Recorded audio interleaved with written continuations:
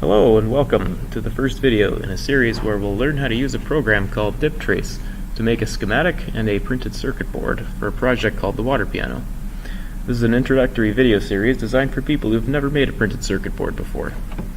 Let's start by opening Diptrace. You're not going to find it on the desktop, so you got to search for it.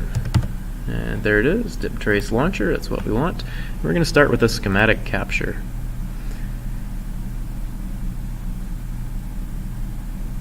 Tutorial? No, be some kind of special torture to make you guys watch a video tutorial of me going through a video tutorial. Okay, so here is the schematic screen of Diptrace.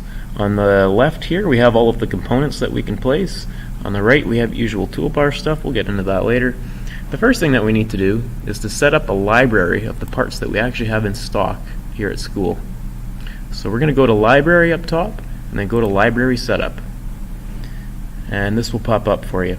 So the first thing to do is hit Add, and let's click on this new library group. Let's rename it something that we know. So let's call it Isfeld Parts or something like that. Okay.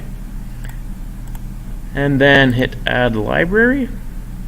And then we're going to have to navigate to a place where all of the parts are. So it's already navigated there for me because I practiced, but where we want to go, if you're starting at this computer, go to School Share, H Drive, down to Maker Woodwork. There's a folder called Diptrace. And what you want to do is select all the files in that. Hit Open, and there we go. There they pop up. You want to make sure you're on Components, Add Patterns, all of this. That all looks good. Let's hit OK. Now the last step is that up here on the top left, you'll see we have all of these components which come with the program. So, I don't even know what this is. You go exploring if you really feel like it, but let's stay focused. Where this little arrow here is, next to components, you want to go down to Isfeld Parts.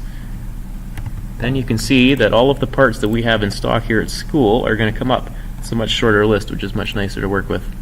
Okay, so that concludes this tutorial, and we will work on a schematic in the next one.